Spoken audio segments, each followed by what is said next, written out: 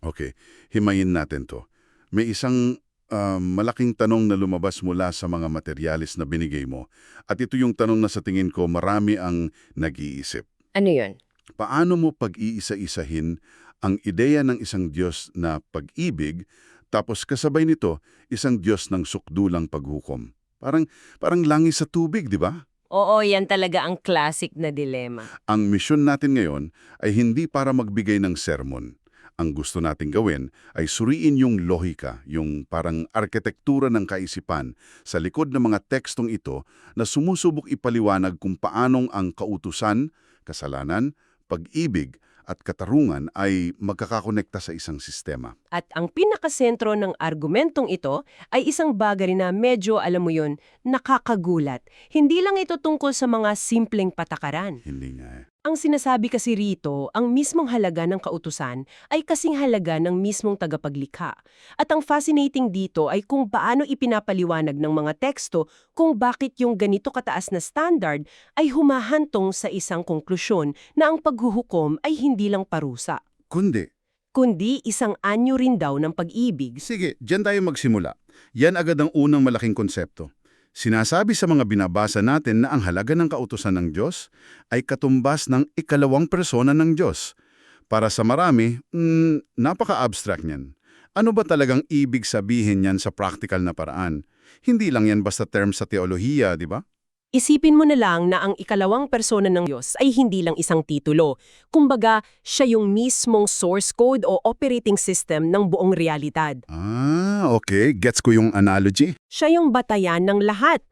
Ngayon, kung ang kautusan na magmahalan kayo ay may katumbas na halaga sa mismong source code, ibig sabihin, hindi lang ito isang simpleng utos. Ito ang fundamental law of physics ng moral universe. So kapag nilabag mo yon, Kaya kapag nilabag mo yan, hindi ka lang sumusuway sa isang rulebook. Bali nagpapasok ka ng bug o virus sa mismong sistema ng realidad.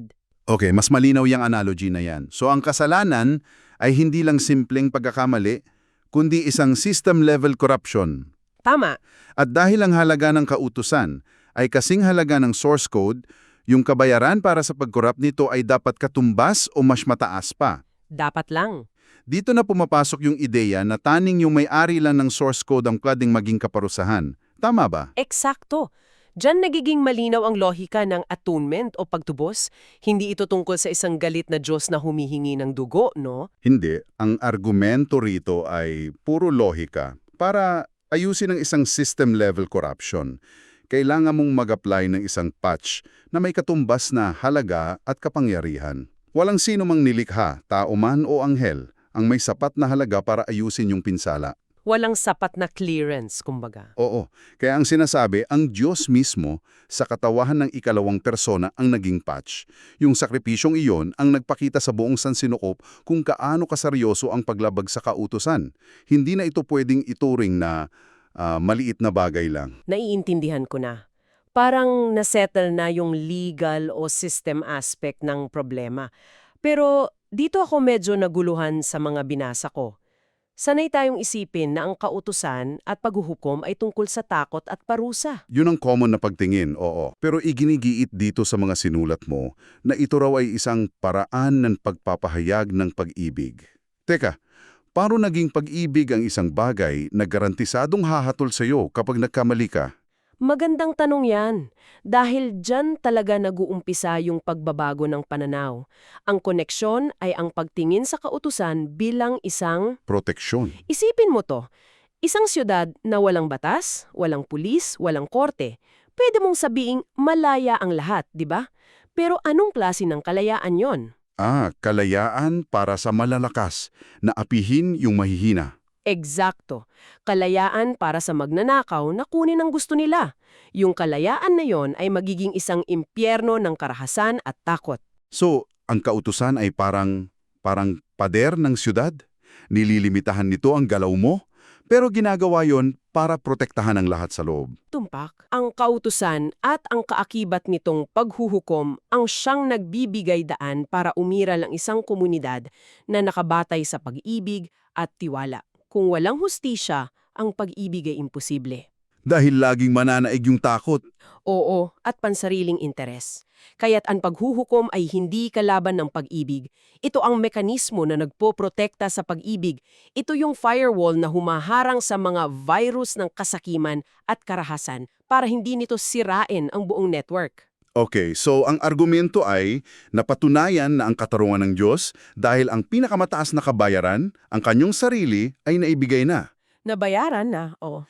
Kaya yung desisyon na iligtas ang isang nagsisisi, tulad ni Adan, at parusahan yung hindi nagsisi, tulad ni Satanas, ay maituturing na makatarungan. Hindi na questionable yung basehan ng hustisya. Oo, dahil nabayaran na yung pinsala sa sistema, ang tanong na lang ay kung sino ang tatanggap ng pardon o kapatawaran, at yan ay nakasalalay na sa pagtugon ng bawat isa. Kung tatanggapin nila yung pag-aayos. Kung tatanggapin nila o kung ipagpipilitan nilang manatili sa kanilang sirang kalagayan, ang hustisya sa puntong ito ay naisagawa na sa mismong sakripisyo. Okay, gets ko na yung lohika ng kabayaran at proteksyon, pero parang may kulang pa.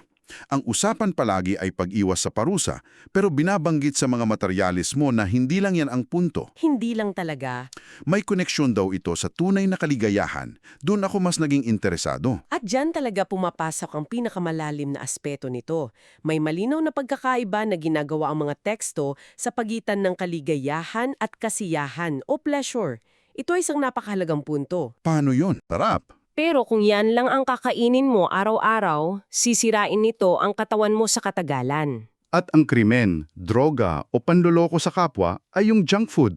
Nagbibigay ng panandaliang high o pakinabang pero may kapalit na pinsala. Eksakto. Sa kabilang banda, ang kaligayahan ay parang pagkain ng masustansya. Baka hindi kasing exciting sa dila tulad ng isang donut, Medyo boring minsan. pero ito ang nagbibigay ng tunay na lakas, kalusugan at buhay. Ganoon daw ang epekto ng kasalanan na nagbibigay ng panandaliang kasiyahan kumpara sa pagsunod sa kautusan ng pag-ibig na nagdudulot ng tunay at pangmatagalang kaligayahan. So may disenyo pala. Sinasabi na idinisenyo ang space-time o ang moral fabric ng realidad sa paraan na ang mga nilikha ay nasa kanilang peak performance kapag sila ay nagmamahal. Parang may factory settings o designer's manual. Kung ganun, hindi tayo ginawa para maging masaya habang nananakit ng iba. Hindi talaga? Kapag ginawa natin yon, lumalabag tayo sa sarili nating disenyo. Kaya pala, ang pagdurusa ay hindi lang para sa biktima, kundi pati na rin sa gumagawa ng kasamaan. At dyan pumapasok ang ideya na ang pagdurusa ay isang natural na konsekwensya, hindi isang arbitraryong parusa. Isipin mo, kung tumalon ka mula sa isang mataas na gusali, hindi ka pinaparusahan ng gravity. Hindi, batas yon. Ginagawa lang ng gravity ang trabaho niya. Ang sakit at kamatayan ay natural na resulta ng paglabag sa batas ng gravity. Sinasabi ng mga tekstong ito na ganoon din ang kautusan ng pag-ibig. Kapag nilabag mo ito, yung sakit, yung pagkakasala, yung panloob na pagkasira, yon ang natural na resulta. So, kung susundan ko yung logika, ang kautusan pala ay hindi lang nagpoprotekta sa komunidad. Ginagarantiya rin nito ang kaligayahan ng mga sumusunod dito. Tama. Pero, at ito yung matapang na pahayag sa mga materyalis, hindi nito pinoprotektahan ng kaligayahan ng mga lumalabag dito. Sa katunayan, sinasabi na ang kautusan daw ay kumikitil sa buhay ng mga kriminal. Anong ibig sabihin yan? Yan ay isang radikal na pag-frame sa kautusan. Hindi ito pasibo, ito ay aktibo. Ito ay isang sistema na may dalawang funksyon. Una, nagbibigay buhay at nag-aalaga sa mga nasa loob nito. Okay. Pangalawa, at kasabay nito, aktibo itong nag-aalis o sa terminong ginamit, pumapatay sa mga banta sa sistemang yun. Ito ay parang isang immune system para sa moral na kaayusan ng sansinukup. Immune system, magandang analogy. Kapag may pumasok na cancer cell, hindi lang ito pinapabayaan ng immune system. Aktibo niya itong tinutugis at sinisira para protektahan ng buong katawan. Alright, at dito na tayo pumunta sa pinaka-challenging na ideya sa lahat, yung pinakahuling hakbang sa lohikang ito. Ito na yon. Sinasabi sa mga materyales na ang final judgment, yung pagpaparusa sa mga lumalabag, yung pagtatapon sa tinatawag na lawan ng apoy, ay inilalarawan din bilang isang akto ng pag-ibig. Aminin natin, Ito na ang pinakamahirap lunukin. Parang ito na ang sukdulang kontradiksyon. Paano ito pinangatwiranan? Tama, at ito talaga ang konsepto na nangangailangan ng maingat na pag-unawa sa buong lohika na nauna nating pinag-usapan.